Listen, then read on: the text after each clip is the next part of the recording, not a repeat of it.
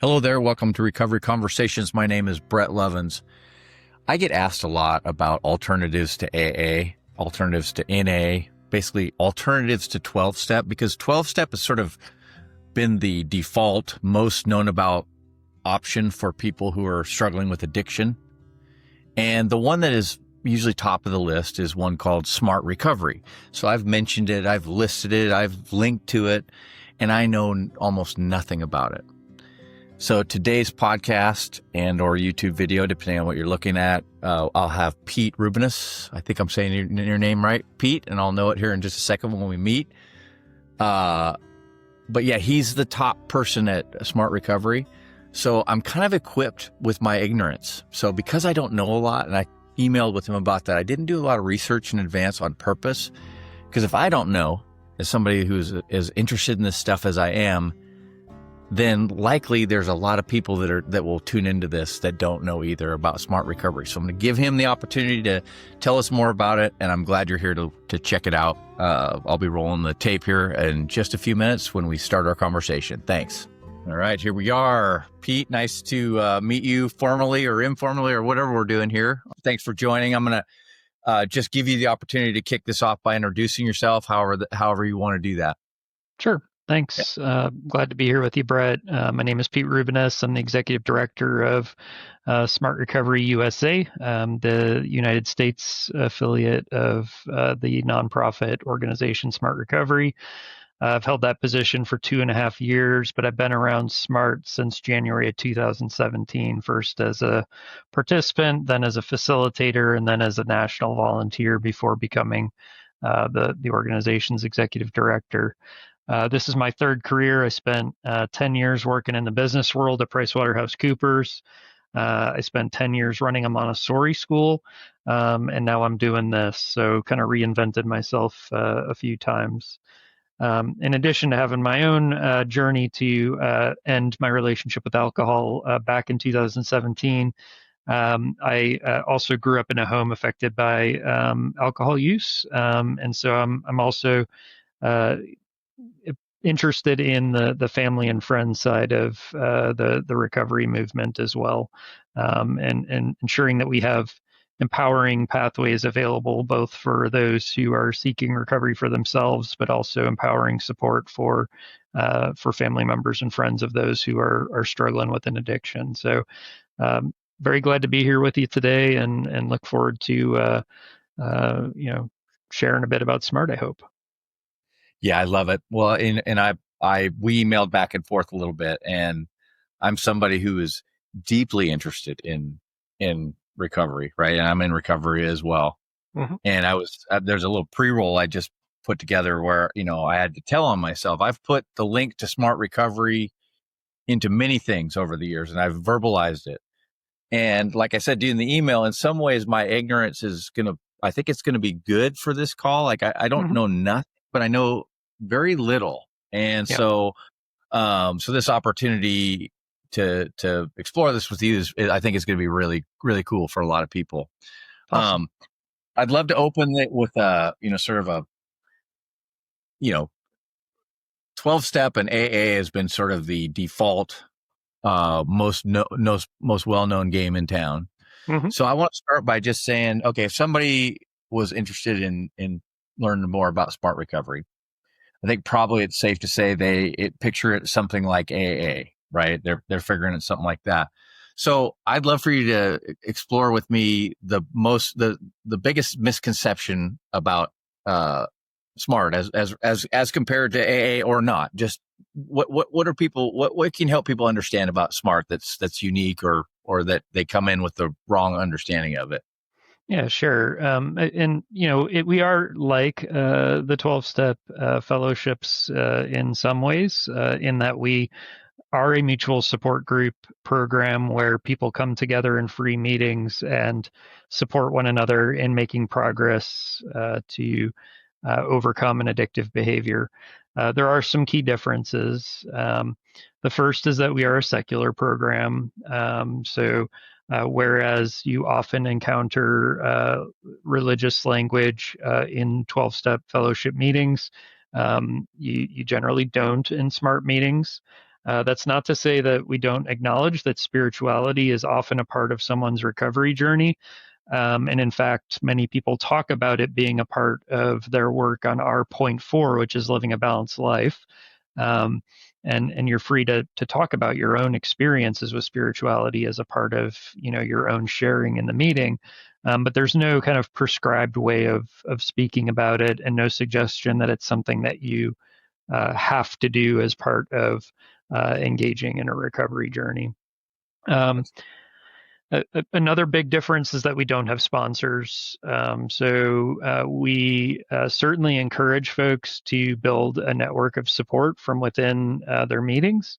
We just pull up shy of suggesting that like a one-on-one relationship is important.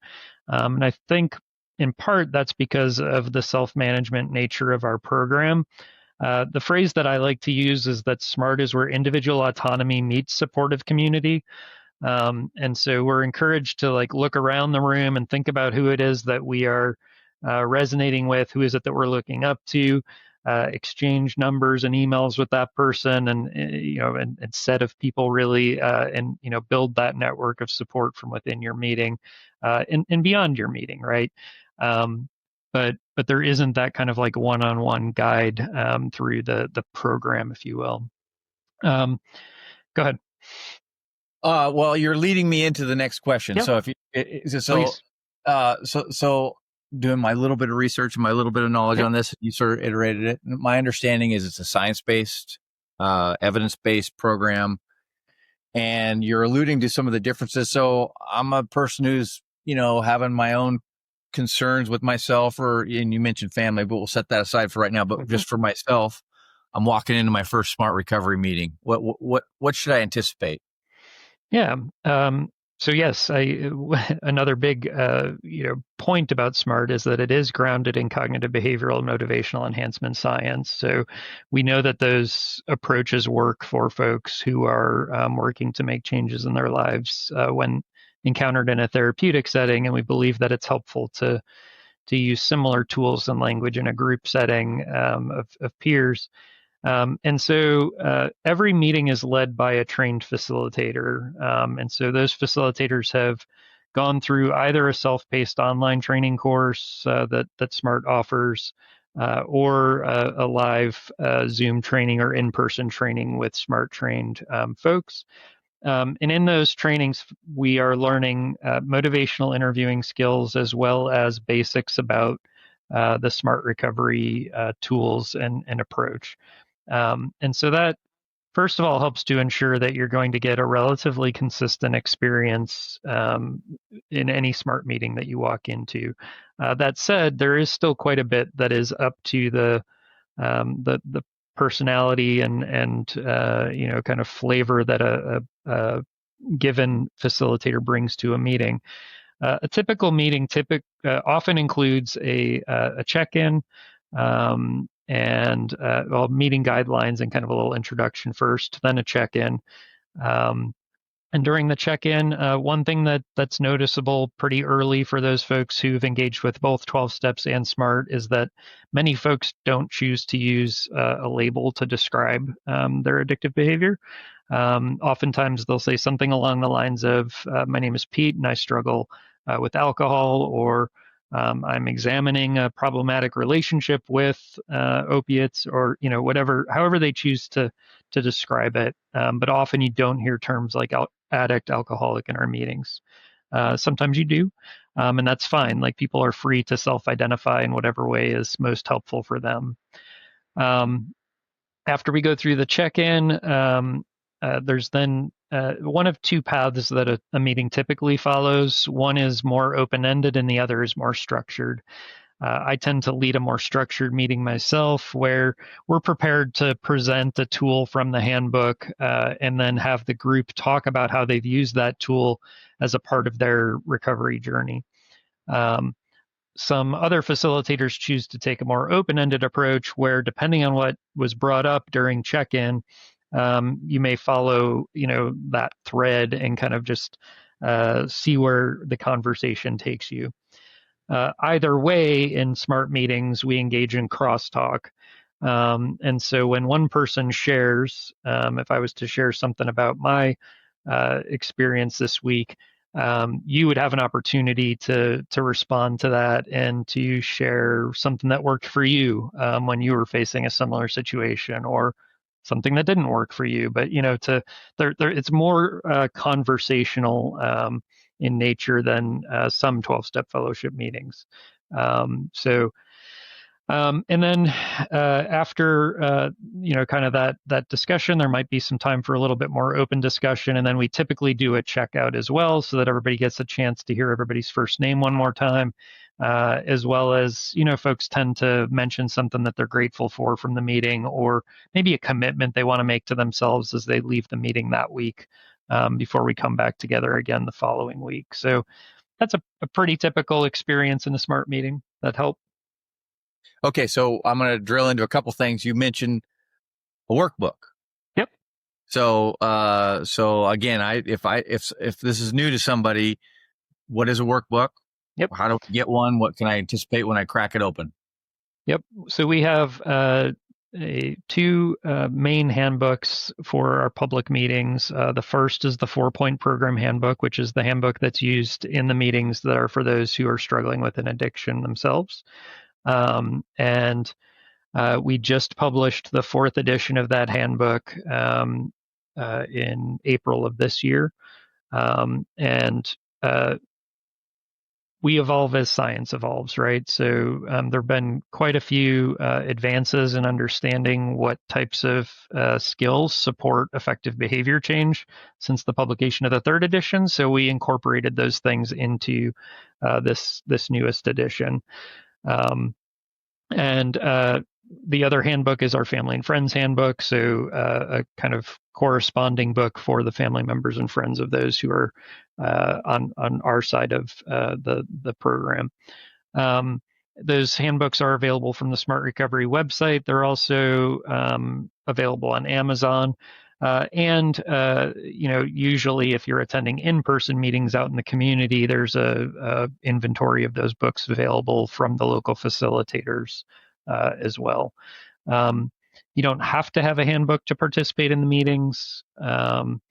And all of the key tools from the handbook are available to download for free from the website. So the handbook's not something that's meant to be a barrier. It is written in a very accessible way so that folks can kind of work through things on their own time in between meetings, and then come back to meetings and talk about, okay, I put pen to paper this week. I worked on this tool, had this aha moment, or have this question about what I, was thinking while I did that, and they've got a group of supportive people they can talk to about that experience then. Well, this is great. Let's just keep going if you're up Please. for it. This is great. All right. So I think I've got my stats right. You might know them cold. And I know these stats are kind of tricky depending on where you look. But I think the last time I saw, and just to continue forward with this contrast between 12-step, just for a minute more, yep. I think AA is roughly 2.2 million members, something along those lines. And I think it's been consistent for a long time. And I think that in the U.S., I think we're around, I want to say 30 million people that are in recovery. Okay. That's quite a delta. So yep. I see that because I believe in hope as being an important part of this. Mm-hmm. And I also am not a believer that there's a right way to do it. So that I'm just showing my cards on that. And that's why I'm open about offering different ways people to look at this stuff. Have you on this call. So I say all that in preface to another kind of question, and maybe there's no right answer to this, but people that are seeking help, usually they're in a tricky spot, right? Usually it's confusing. It certainly was for me. Very frustrating, very confusing. And I'm just curious, this question I've written down here is, if you can answer this, what kind of person ends up finding their way into SMART? Are they, let me just leave it there. What do you? Well, unfortunately, because our movement is still so much smaller, I think a lot of that depends on where we've had the maybe luxury of having meetings started in the past, right? And so if you look demographically, historically, we tended to skew whiter, more highly educated, higher socioeconomic status. However, we've seen plenty of success with meetings that happen in communities that are comprised of different demographics. And I think in particular over the last 5 years, we've seen a real shift as we've made a more intentional effort to bring smart to communities in a more partnering way. In other words, the only path to getting new smart meetings started in a community is no longer for an individual kind of lone ranger person out in the community to get trained by themselves and start a meeting and have like the weight of that on their shoulders. So we do a lot more reaching out to organizations that have existing relationships with people in communities and know those people well, know those communities well, and can bring smart to them in a way that is appropriate for that community, right? That said, I would say there are some things that some reasons that I hear for folks ending up in a smart meeting. One of them is that secular versus religion thing. The other is that the 12-step philosophy didn't work, and so they Googled for them, right? And so they Googled 12-step alternatives, and smart recovery tends to be the biggest of the options that are presented to them when they do that, right? And then, I definitely think there's quite a few people that the science part of it is appealing. That they read about how it is based in, social science evidence, and that is something that's important to them. And then I would say, increasingly. Younger generations are being exposed to mental wellness concepts, cognitive behavioral theories, mindfulness, self-compassion. They're being exposed to these ideas a lot earlier than you and I may have been, right? And so when they find a program that reflects those things that they already, kind of know about, have maybe spent some time exploring in other ways, it feels really consistent. I know that was a big part of it for me. Like I really appreciated that the things I was talking about with my fellow group members in smart recovery groups, I was using the same language that I was using when I was talking to my therapist or when I was going to my DBT group, right? Like there wasn't any code switching that had to be done between my mutual support group setting and the other supports that I had as I tried to work to balance out my life. So it's kind of a long answer to a relatively simple question, but we are as diverse as any other community. I definitely think there are certain people that feel a pull towards us, and hopefully I captured a little bit of that there. I think you did. Yeah. I'm somebody who likes to look for patterns. I'm sort of I'm just wired to be kind of scientific. Sure. And to me, when I got sober, which is what I needed to do, and I'm just saying that out loud for listening. It doesn't mean that's what you need to do. Yep. That could be where you end up, but that's a nuance that I think is important to say here, because a lot of people, when faced with a door that is, binary in terms of it's going to be this way or this way, that can be daunting, even if, and that was me, man. So, yeah. Well, and that's one thing, Brett, that I didn't mention, that I think is also important, is that I do think that maybe sometimes smart feels more comfortable for people that are earlier in the stages of change, because we don't require abstinence, to participate in our meetings. We don't exclude people from the conversation if they have a goal other than abstinence. And so potentially we're able to be like a prevention, harm reduction, and recovery support, kind of all in the same room, depending on, where somebody's at in their journey, how challenging their problem is, and what their goals are. Ultimately, we do believe that people have the the right to choose, to choose a goal that's good for them. And they have a right to change their mind. They have a right to come in at first thinking that they want to try to moderate, to explore that, and then decide they want to abstain. They also have a right to come in thinking they want to abstain, and figure out that, after moderating, they're feeling good enough, and that's, a good enough goal for themselves. It's not for me to say. It's not for me to tell them what they should do. And so, sometimes I think maybe our meetings can be a good place for folks to tease out what their goals actually are. Yeah, well, the name of my little consulting business, and I don't know if you caught this from our correspondences, but I'm trying to work with workplaces, Mm-hmm. right?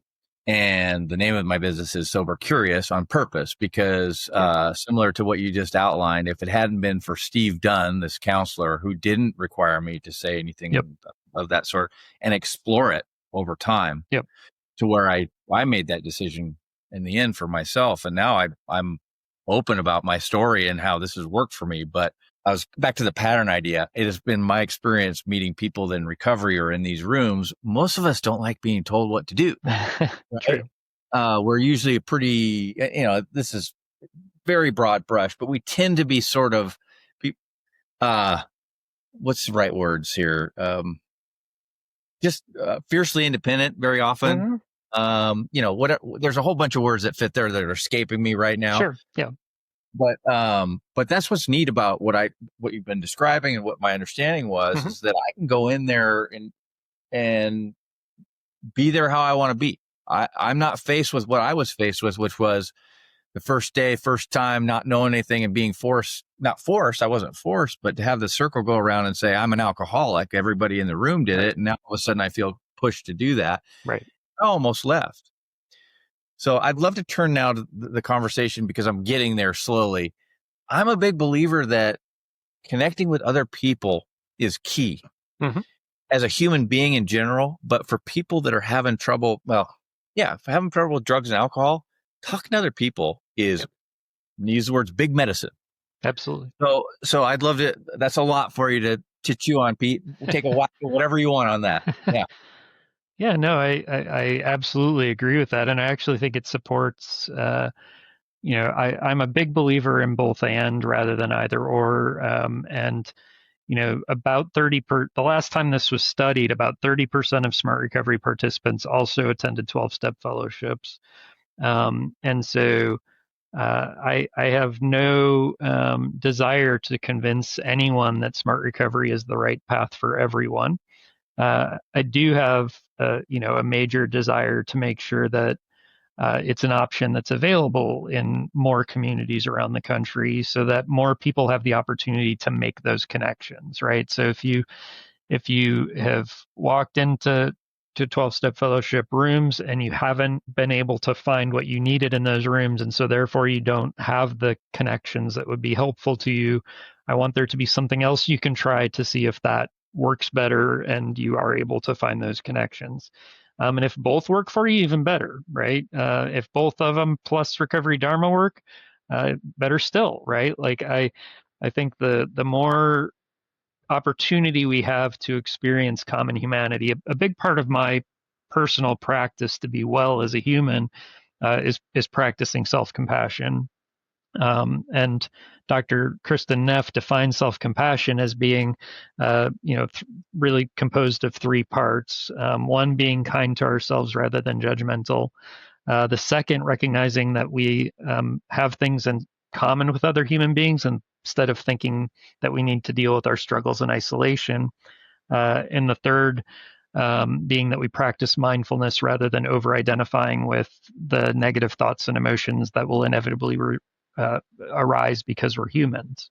And so, like, actually, part of why I sought support in Smart Recovery, or no, part of why part of why I went to DBT groups was because of the success I had in Smart Recovery groups. I was like, I've done this individual therapy thing before, but I get so much more out of my group experience in Smart Recovery than I have in my individual therapy to date. Why don't I try a group approach to therapy and see if that kind of plays out any differently for me. And I think it did, because there's something about, dealing with your own stuff while you are supporting others who are dealing with similar stuff that just makes things make sense better and stick better. And yeah, so all about connection, all about and all about the connection, not all being about recovery too. I joined a Saturday morning run group when I was early in my recovery journey. That was an important part of my balanced life. And I do some birding and some pollinator gardening, and I connect with other people that are into those things as well. So I think early on, often your connections tend to be within the recovery circle, but as you kind of explore what it looks like to build a balanced life without that addictive behavior, then your world is opened up to a bunch more connections beyond that. Yeah. Well, this is all resonating. I feel compelled to pause for a second and say that I love AA. It was there for me when I needed it. Yep. So if I sound like I'm throwing AA under the bus to anybody that's tuned in here, I'm not, because you saying yes and Exactly. is awesome. And as a matter of fact, I'm wearing this shirt right here. I'm on the board of directors for this local nonprofit, and our whole gig is to put people together that they go on hikes. Yep. It's like this concept of getting together with other people, going on hikes, going paddleboarding. Yep. I mean, that wasn't a concept for me when I was first starting, Yep. and that was in 2013. Yep. And so I didn't know about SMART. I didn't know about anything, man. And so, if this podcast we're having here lands in somebody's ears or hearts and says, well, that might be worth checking out. I figure we're doing some good, don't you? For sure. Absolutely. All right. So let's see, what else do I have here that might be interesting to. Okay. Yeah. So my understanding too about SMART is that it's not just about substances. It's not just about drugs and alcohol, but people can come in to explore other potentially addictive behaviors. Just put some parameters around that for me, if you would. Yeah, sure. So because our approach is behavioral based, where we're focused on behavior change, the tools and discussions that we have in our meetings really can support anyone who is working to change a pattern of behavior that has become challenging for them. So we don't segregate our meetings by substance type or by substances and other behaviors. Everybody comes together in the same room. So, in my meeting the other night in Chapel Hill, we had folks who were struggling with alcohol, other drugs, eating, pornography. So you often have just a wide range. I think it actually is pretty powerful for people to see how consistent the patterns are, no matter what the substance or behavior is, and it broadens that kind of community of who you consider to be part of your common experience, your common humanity, right? It just grows that to include more and more people, and ultimately you end up realizing that somebody else in your life that that works 24/7 is following some of those patterns of behavior with their work, and it helps you feel less maybe uniquely broken, as society would suggest sometimes that people who struggle with addictive behaviors are, right. It helps you realize that no, in fact, our brains are working the way that our brains were intended to work, which is to efficiently seek an outcome that's desirable, right? To seek relief or a pleasure in the most efficient way possible. Unfortunately, it got too good at that job that it's designed to do, and caused a problem for us, and we've had to change that. But there wasn't anything inherently like broken about us in that we headed down that path. Actually, it was our brains doing what brains do. And so I love that we have that mix of folks in our room. I think it creates for even richer conversations about trying to change challenging behaviors. Wow, this is super inspiring. So I'm just rewinding in my mind and to back when I was, in those last years where it was so challenging for me. I think this conversation would have been somewhat hopeful to me, especially if I had. Well, I think it's safe to say a lot of people have a real brace against the 12-step stuff for a variety of reasons. But this didn't exist for me, Pete. Or if it did exist, I didn't know about it. When did Smart Recovery start? And so Smart is 31 years old somehow. Really, the more exponential growth has happened in the last 5 to 10 years.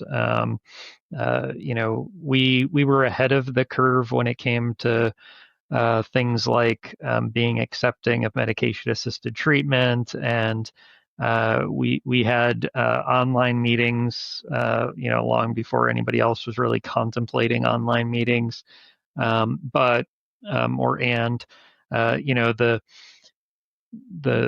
The dominant narratives in our society kept our growth in check. We were alternative, and I think a lot of the societal messaging around mental wellness and addiction and recovery have frankly caught up to Smart. And we're continuing to lead the way, I think, today in certain ways. And it's not as hard to sell, right? Like, folks are more open to the fact that there isn't just one way, that ways don't have to be either or. That and one thing that I think has been really helpful is the growth of the like certified peer support movement. Peer recovery specialists, in my mind, are some of Smart's biggest champions out in the field, because it doesn't matter what path they followed to achieve their own recovery. They're looking at a human being across the table, and they want to find something that person finds helpful to offer them, right?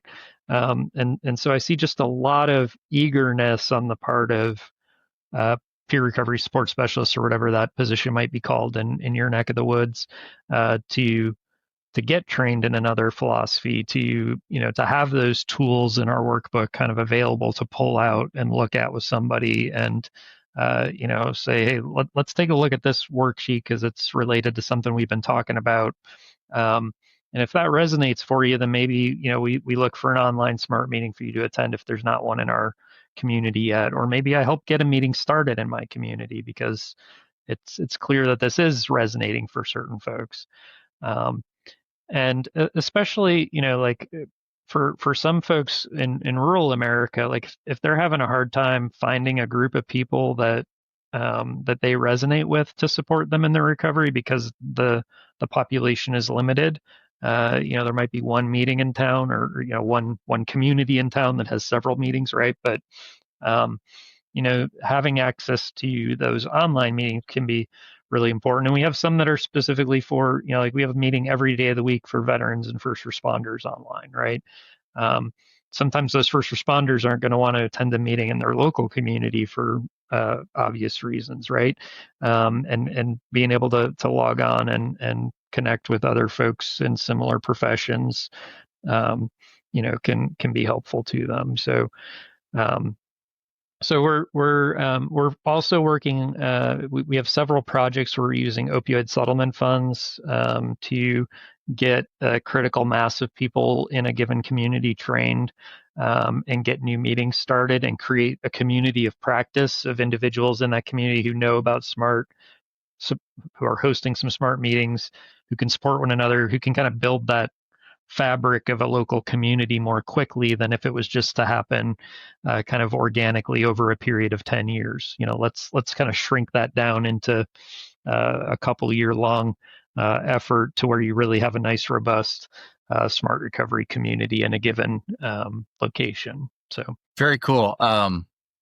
I've recently started doing some work with a treatment facility out of Utah, Salt Lake City, Utah area, named Recovery Ways. Mm-hmm. I was just on right before this call because I was doing a little bit of prep, Yep. I called one of the directors to ask him about smart recovery and whether Hmm. it's part of their gig down there. I'm actually going down there in a couple of weeks to see the facility. Um, but what was really cool, Pete, you'll probably dig hearing this, is they basically got these paths or these they could choose their own adventure kind of a thing. Yep. And one of them is smart recovery. That's awesome. So I'm going to be meeting those folks in a couple of weeks and hearing. I'm really curious about, like, got 50 people, what percentage are going to which ones, right? Yeah. Yeah. Because I really do believe that, and you've alluded to this, we're talking about it, is that there's a lot of ways to do this. Correct. And so having different ideas or different ways to do it, and what is compelling to one person may not be Yeah. compelling to another, etc. If you're in the muck, man, knowing that there's like more than one horse to ride Yep. is useful, don't you think? For sure. And we've talked about multiple pathways for a while, Brett, right? Like Yeah. it's been this kind of like lingo that's been out there for a while.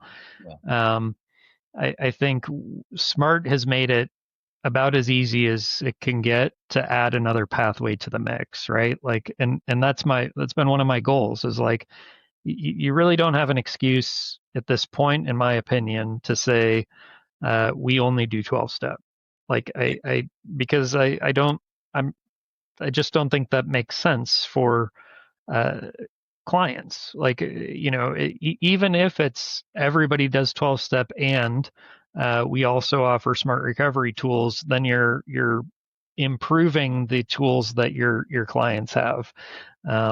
So yeah, that's one of my goals, is to make it as easy as possible for professional organizations, for treatment organizations and others to embrace another pathway, that's relatively light lift, because our tools are consistent with many of the things that have been included in their training as practitioners, whether they're CADCs or social workers or counselors or whatever training they had. They likely learned a lot of the same concepts that are included in our program already. So it's a pretty light lift to add our pathway to their tool belt. Yeah, well, I can tell you this for sure. As soon as this is over, I'm going to be ordering a copy of all the books, Great. because I need to know more about this.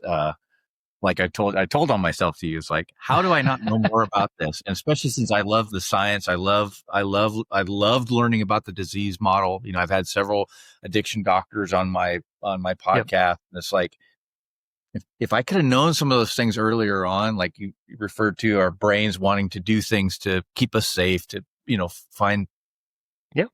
pleasure, etc. And just so happens that mine got hijacked Yep. for a variety of reasons, to where I misunderstood what was really happening there, and Yeah. and that really took some heat off of me, even though it was after I'd been sober a while. And I've shared For those sure. concepts with people who are coming into this, and it tends to be really helpful to go, oh my goodness, this really is can be considered a medical condition. Most of the Yep. main science places say it is, and boy, that takes some heat off, doesn't it? Yeah, it does, and I think we can keep being flexible in allowing people to conceptualize it in a way that is most helpful to them, right? Yeah. So for some people find it really helpful to conceptualize their addictive behavior as a disorder or disease. Other people resist that, and I understand why. In part, I understand why, because ultimately, when presented with treatment options, and what they need to do, they're asked to make choices, right? They're asked to follow through on commitments that they make, and to do that, they need to have some agency. So if they, for some people, if they adopt disorder or disease as kind of the way that they conceptualize their addiction, they find it harder to accept that they have agency to make choices at a point in time, right? And so I respect folks who land everywhere on that continuum of how I choose to think about this challenge. I I don't at all doubt that everybody kind of can agree on it's a complex biopsychosocial phenomenon, um, And we just don't know for each one of us, what mix of biopsycho and social is at play. It's going to look different in your brain than it looks in my brain, than it looks in somebody else's brain. And by the way, it's not just our brains; it's how our Yeah. brains are connected to the rest of our nervous system. And so there's just so much complexity there that sometimes I think we in the recovery movement spend a lot of time debating what addiction is and debating what recovery is, and those are important questions for somebody to answer. But for me, I like to stay kind of on the practical side of things and say this is a complex thing. We're unique human beings, and we all deserve to have choices in front of us, in terms of how to try to make our way to a healthier place in our lives. And so I try not to get caught up in those things, even though I have my own, kind of thoughts and perspectives on them. Well, I think that's great. So what an awesome conversation. It's exceeded what I was hoping, Pete. Obviously I'm going to put some links in here, but I would like to, give some empowerment to somebody who's listening to this, who's either a family, like the spectrum, Mm-hmm. if you will, the family member, the person who would like to learn more for themselves. Maybe they're, want to walk into a meeting, or maybe they want to go to an online meeting. I'm sure the website says it all, but I'd love to give you the opportunity to say, if you want to learn more, these are a few things that I would do. Definitely. I think first, I would recommend trying out a meeting. There are some larger online meetings that you can attend and very easily just observe. See what the environment is like, get a taste for it. Um, uh, I would, suggest that you might purchase the handbook, take a read, put pen to paper. Even if it seems a little corny, or if you're unsure, you really want to take the time to do the exercises, with a pen, I suggest doing so. For me, I found that when I did put pen to paper, uh, I had a harder time lying to myself. Because when you write it down, like you're It's making a record of your lie if you're lying, right? Um, and so for me anyway, that was a big part of finally having some intellectual rigor and some honesty with myself that I could then, you can't change if you haven't accepted where you're starting from, right? yeah. And so that was an important piece for me. Um, and then like don't limit yourself to SMART or 12 steps or any other recovery specific support. Take some risks in terms of try something new, see if it fills your cup, see if you make a connection that's helpful.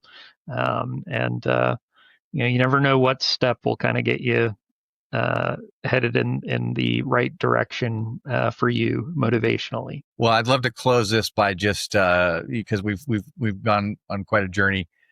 I will share with those that have made it this far that, getting to abstinence for me was one of the greatest gifts I've ever encountered, Mm-hmm. and I can enjoy it every hour of every day. Mm-hmm.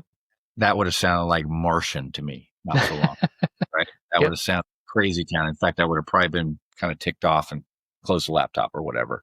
Yep. But that's true for me. How about you? How's life been for you since you've found your way into this program and made some changes? Yeah, I would say my life is a richer experience without kind of the dulling effect of alcohol. So I'm able to fully experience uh, the beautiful things in life. I'm looking out at the fall colors here in North Carolina, um, uh, and I'm better able to surf the challenging parts of life. Um, both of those are enhanced by the absence of alcohol for me. Um, and I don't. It doesn't mean I think that other people need to, right? Other people may be able to successfully moderate and enjoy those same things, and I'm joyful for them. I'm grateful that they're able to do that.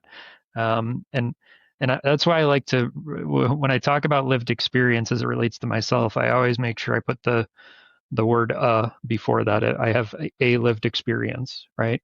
And I don't universalize that to other people because I'm as unique as any other human. I just know, that I'm happy with what I've built here.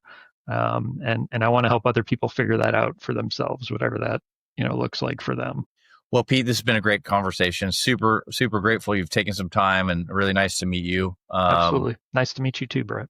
Hope to send some traffic to the website. Hope to send some people to more smart stuff. And I personally am going to learn a lot more after this call. So thank you. Awesome. Hope we can keep talking.